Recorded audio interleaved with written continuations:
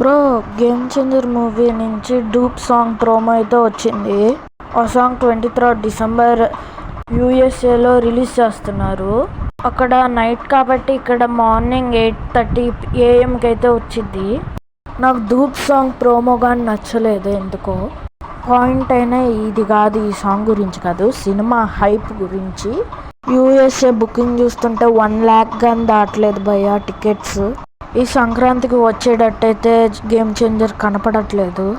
ఎందుకంటే శంకర్ గారు అయితే కనుక మళ్ళీ రీషూట్ అయితే చేశారంట కొన్ని సీన్స్. మూవీ టీం అయితే కనుక నెక్స్ట్ సమ్మర్కి రిలీజ్ చేద్దామని మాత్రం ప్లాన్ ఉందంట. సంక్రాంతికి వస్తున్నాం, అలానే డాకు మహారాజ్ ఈ అన్ని ప్రమోషన్స్ బాగానే చేస్తుంది. ఇప్పుడు దాకా అయితే కనుక సంక్రాంతికి వస్తున్న మూవీ మీద హైప్స్ చాలా వస్తున్నాయి. ఫ్యామిలీ ఆడియన్స్కి ఫస్ట్ టైం వెంకటేష్ సినిమాకి అందరూ వెళ్దానికి ప్లాన్ చేస్తున్నారు, అందులోనూ మేము కానీ. ఇటు హైపు తగ్గట్లేదు, హైపు పెరగట్లేదు, మధ్యలో అయితే కనుక గేమ్ చేంజర్ ఉంది.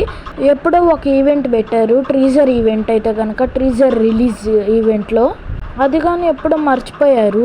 నువ్వెందు బ్రో హైప్ తగ్గించడానికి అన్నీ చెప్తున్నావా అంటే, నేనేమి హైప్ తగ్గించడానికి చెప్పట్లేదు. ఈ వీడియో రామ్ చరణ్ ఫ్యాన్స్ చూసి శంకర్ గారికి ఒక ఈవెంట్లో యూఎస్ ఈవెంట్లో చెప్తారని అయితే కనుక ఇప్పుడు చెప్తున్నాను. ఈవెంట్స్ బాగా పెట్టి సాంగ్స్ అయితే కనుక అసలు ఏవి బాగలేదు.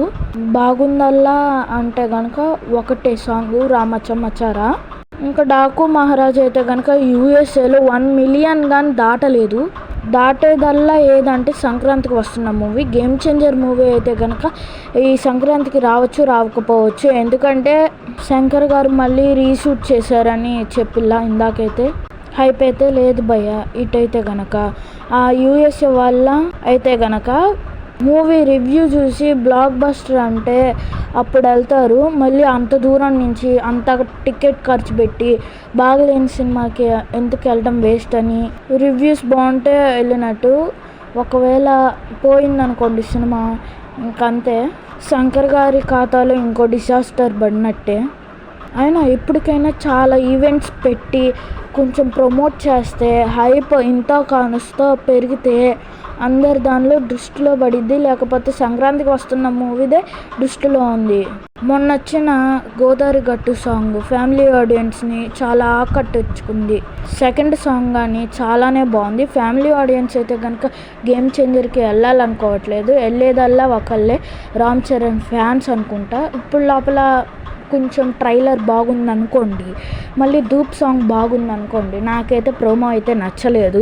సాంగ్ అంతా కాస్త నచ్చింది అనుకోండి, చాలా బాగుంటుంది.